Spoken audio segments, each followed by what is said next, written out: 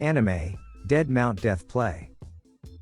Continuing to episode 7, Polka and Misaki are currently speaking with Roseanne because earlier Polka had promised to explain everything.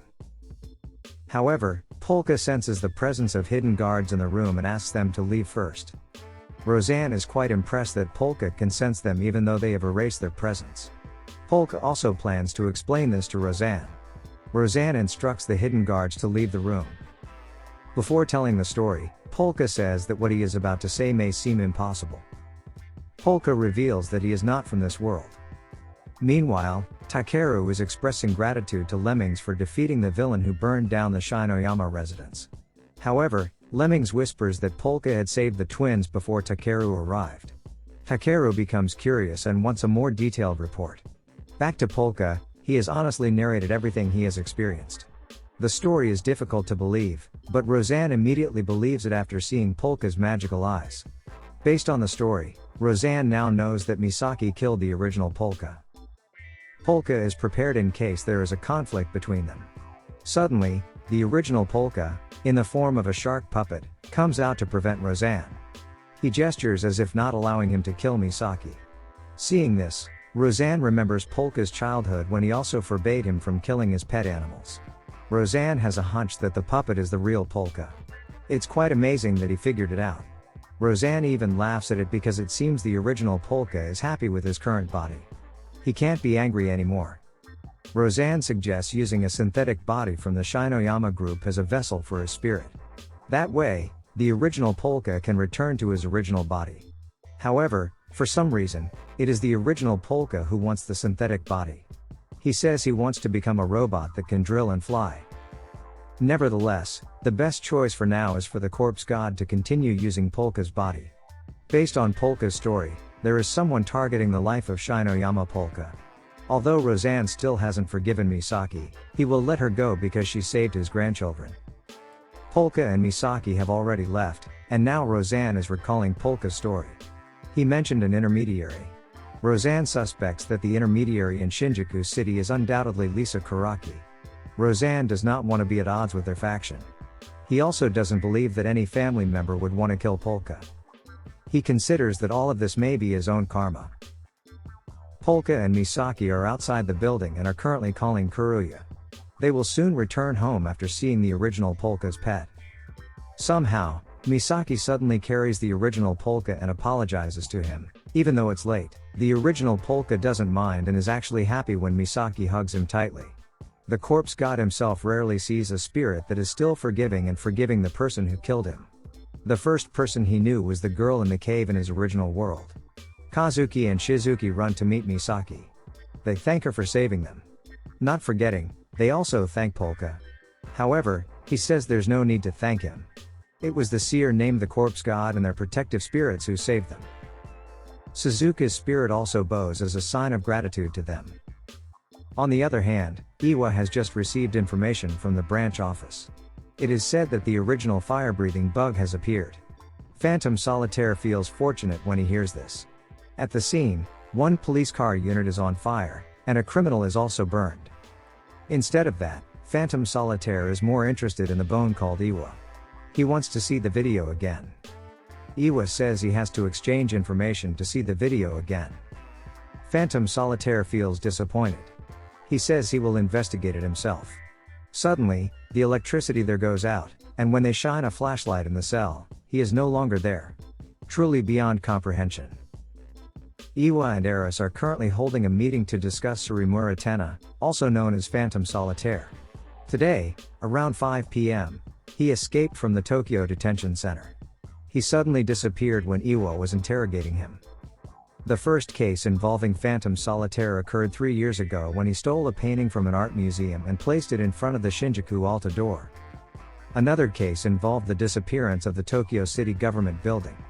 He painted the outer walls of the building to make it appear transparent, creating an optical illusion that the building had disappeared.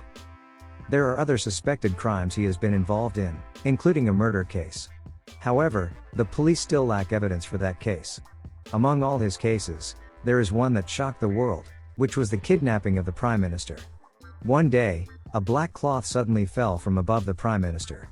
When the guards attempted to remove the cloth, The Prime Minister had mysteriously vanished.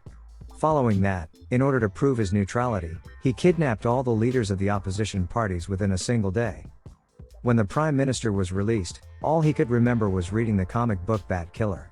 In addition to Phantom Solitaire's prison escape, Iwa feels embarrassed because Japan's security system is surely becoming a subject of ridicule worldwide. However, from the beginning, Phantom Solitaire voluntarily turned himself into the police. According to Phantom Solitaire, he was tired of not receiving any reactions. He wanted to use his magic to deceive the Great One. His magic was nothing more than a trick. However, he believes that true magic exists in this world. The crimes he committed were intended to attract the attention of real magicians and superpower holders. If the Great One recognizes him and comes to him, he will have proof. Proof that real magic exists, devoid of mystery and deception.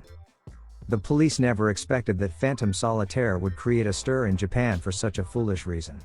After that, he was overwhelmed by a mob and arrested. Although his technology and actions surpass those of a normal person, that is not the most frightening thing about him. Meanwhile, Polka has purchased a vintage radio for 2,000 yen. She claims she did it to gather information.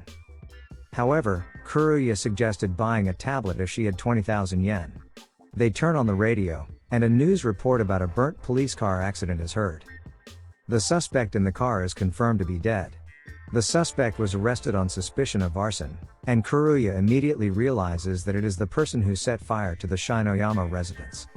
Another news report is broadcasted, announcing the escape of Phantom Solitaire from the Tokyo Detention Center. Iwa and his colleagues also see the news on television, even though the details of the incident have not been released yet. Hozorogi, who is also listening, finds the news to be disorganized. Kuruya, of course, is aware of Phantom Solitaire. Almost everyone in Japan knows about him. However, Hozorogi doesn't know because he died 50 years ago. As Iwa tries to change the channel on the television, they find that all channels are broadcasting news about Phantom Solitaire. Unexpectedly, the news anchor himself is Phantom Solitaire. He announces to all of Japan that he has returned and will perform his next show the following week. They never expected him to hijack communication signals. However, Iwa believes that he must have purchased broadcasting rights from the seller. As Eris recalls, the seller should still be in custody. Iwa says that Phantom Solitaire can conduct his business with the seller no matter where he is. And this is precisely what is most frightening about Phantom Solitaire. He is similar to Karaki Lisa. They can drag dangerous individuals unrelated to their organization to their side effortlessly. Phantom Solitaire is standing on top of a building, feeling excited because he has seen the possibility of real magic. He also realizes that the genuine fire-breathing bug is behind him. It seems that his previous performance was done to summon the fire-breathing bug. Suddenly, Phantom Solitaire receives a phone call. The voice on the other end sounds robotic, and the words spoken seem to hold hidden meanings. The caller is the fire-breathing bug in front of him, asking how Phantom Solitaire became aware of its presence. Meanwhile, Polka is curious if Phantom Solitaire is really that powerful. Kuruya asks again if there is no one like him in Polka's original world. An enemy known throughout the country, perhaps. The god of death indeed lives in a cave far from civilization, but he has heard stories. For example, the emperor killer who assassinated the emperor of the Nyanald kingdom. Or the venomous dragon, Pyrowitzo. Rumor has it that the dragon was defeated by Shagrua, the disaster slayer. From those stories, the god of death thinks that Shagrua might be able to kill him. Polka then asks if there are no dragons in this world. She has come across many stories about dragons here, and their visual appearance is also similar. Hozorogi is also curious because there are many similarities between the animals in Polka's world and the mythical creatures in this world. Perhaps Polka can find common ground between the two worlds. Additionally, books often mention the existence of elemental spirits.